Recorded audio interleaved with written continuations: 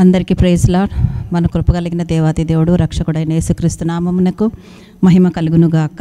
దేవుడు ఈరోజు ఒక పరిశుద్ధమైన వాక్యం ద్వారా మనల్ని దర్శిస్తున్నాడు. కీర్తనల గ్రంథము 9వ అధ్యాయము 9వ వచనము నుంచి, నలిగిన వారికి తాను మహాదుర్గమగును, ఆపత్కాలములలో వారికి మహాదుర్గమగును. ప్రియ దేవుని బిడ్డ, ఈరోజు దేవుడు నువ్వు ఉన్న స్థితిలో నీ దగ్గరకు వచ్చి ఈరోజు ఈ మాట మాట్లాడుతూ తను సెలవిస్తున్నటువంటి మాట ఏమై ఉందంటే, దేవుడు తగిన కాలమందు నిన్ను హెచ్చించేవాడై ఉన్నాడు. కాబట్టి నువ్వు తెలుసుకోవాల్సినటువంటి వాక్యము, నలిగిన స్థితిలో ఉన్నావేమో, కృంగిన స్థితిలో ఉన్నావేమో, ఓదార్పును ఆశిస్తున్న స్థితిలో నువ్వు ఉన్నావేమో, లేక బలము లేని స్థితిలో ఉన్నావేమో, సోలిపోయిన స్థితిలో ఉన్నావేమో, బలహీనతలో ఉన్నావేమో, ఏ స్థితికైనా కూడా దేవుడు మనకు చాలిన దేవుడై ఉన్నాడండి.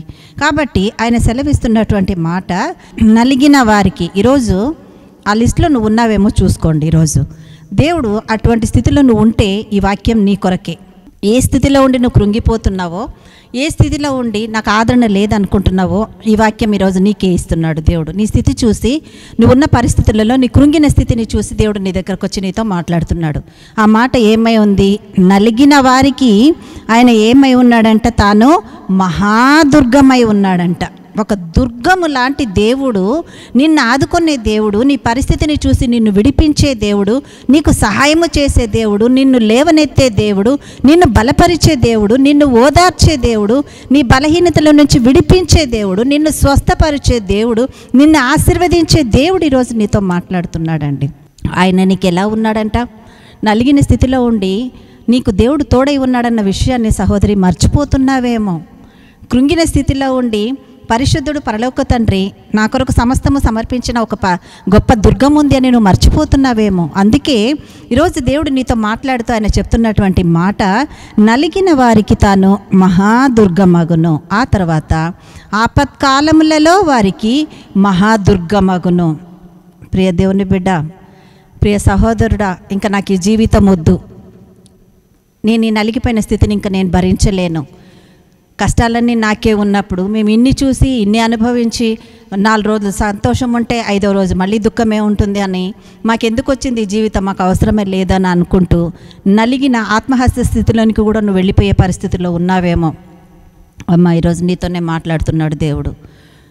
సహోదరుడా, నీతోనే మాట్లాడుతున్నాడు. ప్రతి చిన్న విషయానికి దేవుని ఆత్మ లేని వారై, పొందుకోని వారై, దేవుని కృపను చూసి కూడా మర్చిపోయిన వారై, ఎందుకండి కలహాలు, ఎందుకండి దుఃఖము, ఎందుకు గొడవలు? ఏం నేర్పిస్తున్నాం మన పిల్లలకు? ఏం చూపిస్తున్నాం మన పిల్లలకు? దేవుడిచ్చిన బహుమానాలు దేవుడు మనకు అనుగ్రహిస్తే వారిని ఒక మంచి పద్ధతిలో, నువ్వు ఒక మంచి నడవడికనిచ్చి వారిని దేవునికి కనుదృష్టికి యథార్థమైన జీవితాన్ని వారికి ఇస్తావన్న నమ్మకముతోనే కదా నీకు ఇచ్చాడు దేవుడు. నిన్ను నమ్మి నీ చేతుల్లో పెట్టినప్పుడు వారి ముందే మనము గొడవలు పడుతూ సమాధానము లేని స్థితిలో మనం ఉంటే, మనం ఆశీర్వదిస్తే, ఒకవేళ నువ్వు ఆ స్థితిలో ఉండి ఉన్నావేమో, కానీ ఇప్పుడు నీకు దేవుడు ఉన్నాడు. నీలో మార్పు రావాలి కదా, తగ్గించుకోవాలి కదా, దేవుడి కొరకు నిలబడాలి కదా, దేవుని మహిమార్థముగా ఆయన ఘనపరచాలి కదా. కాబట్టి దేవుడు నీతో మాట్లాడుతున్నాడు. ఈరోజు ఆయన బిడ్డవైన నీతో మాట్లాడుతున్నాడు, ఆయన కుమారుడవైన నీతో మాట్లాడుతున్నాడు. ఏం మాట్లాడుతున్నాడు? నలిగిన వారికి ఆయన మహాదుర్గమై ఉన్నాడంట.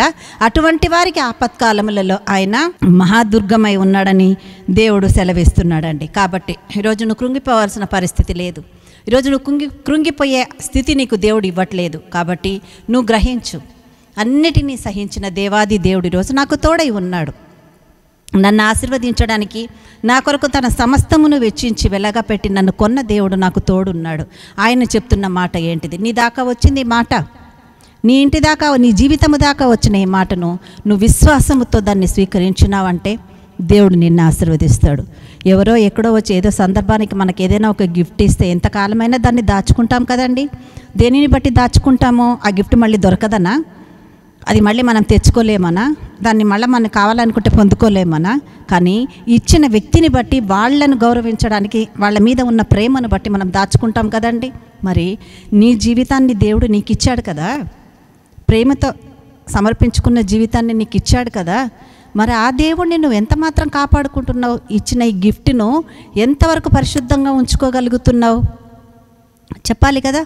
ఈరోజు ఒకటి అయిపోతుందంటే కాదమ్మా, కాదు నాన్న, రేపు ఒక దినం మనకు ఒకటి ఉంది. ఆ దినములో దేవుడికి లెక్క చెప్పాల. నిన్ను చూసే దేవుడు, కీర్తనల గ్రంథము 11వ అధ్యాయము 4 నుంచి 6 దాకా ఆయన మాట్లాడతాడు కదా 2 వచనాల్లో.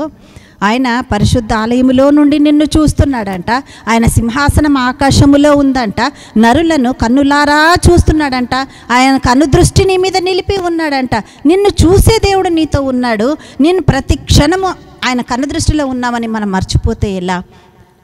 ఇప్పుడు నువ్వు పడుతున్న బాధ ఆయనకు తెలియదా? నువ్వు ఉంటున్న శ్రమ ఆయనకు తెలియదా? నువ్వు ఉన్న కష్టం ఆయనకు తెలియదా? నిన్ను విడిచిపెట్టి వెళ్ళిపోయి ఉన్నాడా ఎక్కడికైనా? సియోనులో నుండి ఆయన నిన్ను చూస్తున్నాడంట కదా. వాక్యం ద్వారా సెలవిచ్చి మాట్లాడిన దేవుడు నిన్ను ఎంతో దూరములో నుంచి ఆయన నిన్ను చూస్తున్నప్పుడు నువ్వు సియోను పర్వతంలాగా కదల్చబడని దానవని సెలవిచ్చిన ఆ దేవుడు ఈరోజు నీతో మాట్లాడుతున్నాడు. నలిగిన నీ స్థితి దేవుడికి తెలియదా? కృంగిపోయిన నీ స్థితి దేవుడికి తెలియదా? అందుకే ఈరోజు దేవుడి వాక్యము ద్వారా నిన్ను దర్శిస్తున్నాడు. నలిగిన వారికి ఆయన ఏమై ఉన్నాడు? తాను మహాదుర్గమై ఉన్నాడు. ఆ తర్వాత ఆపత్కాలములలో వారికి ఆయన మహాదుర్గమై ఉన్నాడు. ప్రియ దేవుని బిడ్డ, జ్ఞాపకం చేసుకో. ఈరోజు దేవుడు నీతో మాట్లాడుతున్నాడు. నేను నలిగిపోయిన స్థితిలో ఉన్నానా? అందరూ వచ్చి నన్నే అంటున్నారు, అందరూ నన్నే గుచ్చుతున్నారు, అందరూ నన్నే చూస్తున్నారు. లేదుమా, దేవుడు నిన్ను విడిచిపెట్టడానికి నిన్ను పిలవలేదు. నువ్వు ఉన్న స్థితిలో నిన్ను ఒంటరిని చేసి ఆయన ఆనందించడానికి నిన్ను పిలవలేదు. గొప్ప దేవుడు ప్రతి క్షణము నీ గురించి పరలోక తండ్రి దగ్గర విజ్ఞాపన చేస్తున్నాడు ఆయన. అటువంటి దేవుడు నువ్వు నలిగిన స్థితిలో ఉంటే ఎలా మర్చిపోతాడు ఆయన? అన్నీ ఉండి దేవుని దగ్గరికి రాని సన్నిధిలో నువ్వు ఉన్నప్పుడే నీ కొరకు వచ్చిన దేవుడు, నిన్ను క్షమించిన దేవుడు, ఈరోజు నువ్వు దేవుణ్ణి నమ్ముకొని కూడా ఆయన రక్షణ పొందుకొని కూడా నువ్వు నలిగిపోతుంటే నిన్ను ఎలా చూస్తూ ఊరుకుంటాడు? నువ్వెలా అనుకుంటావు దేవుడు నన్ను గమనించట్లేదు, చూడట్లేదు, నాకు కష్టాలు తీర్చట్లేదని? అందుకే దేవుడు ఈరోజు నిన్ను బలపరచడానికి మాట ద్వారా సెలవిస్తున్నాడు. నలిగిన వారు మహాదుర్గమై ఉన్నాడంట దేవుడు వారికి. ఆపత్కాలములలో వారికి దేవుడు మహాదుర్గమై ఉన్నాడు. ఇది గ్రహించు నువ్వు ఈరోజు, ఇది తెలుసుకో. ఈరోజు నలిగిన స్థితిలో నేనున్నాను, కృంగిన స్థితిలో నేనున్నాను. నా దేవుడు నా దగ్గరకు వచ్చి నాతో మాట్లాడుతున్నాడు. ఎందుకు? ఆయన నాకు మహాదుర్గమై ఉన్నాడు. ఈ సమస్యలలో నలిగిపోతూ ఆపత్కాల సమయం కూడా వస్తుందేమో నేను కృంగిపోతున్నావా నీ సమస్యను బట్టి? దానికి కూడా దేవుడు జవాబిస్తున్నాడు. ఆపత్కాలములలో వారికి మహాదుర్గమై ఉన్నాడు. ప్రియ దేవుని బిడ్డ, ఆ వాక్యం అందుకో. ఆ వాక్యం నీ కొరకే దేవుడు ఇస్తున్నాడు. నీ కొరకే బైబిల్లో పెట్టి ఈరోజు నీ దగ్గరకు వచ్చి తన వాక్యము ద్వారా మాట్లాడుతున్నాడు. ప్రభా, నేను ఏ స్థితిలో ఉన్నానో నువ్వు పరలోకము నుండి చూసి ఈరోజు నా దగ్గరకు వచ్చి నాతో మాట్లాడావా? నన్ను ఓదారుస్తున్నావా? నాకు శక్తిని, బలహీనతను, నాకు శక్తినిచ్చి బలమునిచ్చి లేవనెత్తుకుంటున్నావా అని నువ్వు దేవుడిని కొనియాడగలిగితే, ఆయనను స్తుతించగలిగితే ఈ వాక్య నెరవేర్పు నీ జీవితానికి. ప్రియ సహోదరుడా, నువ్వు నమ్మి ఆయన సన్నిధికి అప్పగించుకొని సర్వమందును సకల స్థితి అందును నువ్వు నమ్మకముగా దేవునిలో కొనసాగుతూ కూడా నలిగిపోతున్నావేమో. అయినా ప్రభా, నువ్వు నాకుంటే చాలు తండ్రి, నువ్వు నాకుంటే చాలు ప్రభా అని ఆయనకు సమర్పించుకొని నువ్వు నలుగుతున్నావేమో. నలిగిన స్థితిలో ఉన్న ప్రియ సహోదరుడా, ఈరోజు దేవుడు నీకు వాగ్దానం ఇస్తున్నాడు. నేను నీకు మహాదుర్గమై ఉన్నాను నాన్న, కృంగిపోకు. నువ్వు ఆపత్కాలంలో నీకు వచ్చేస్తాను అనుకుంటున్నావేమో. ఏది రాదు, ఏది జరగదు. నేను నీకు తోడై ఉన్నా.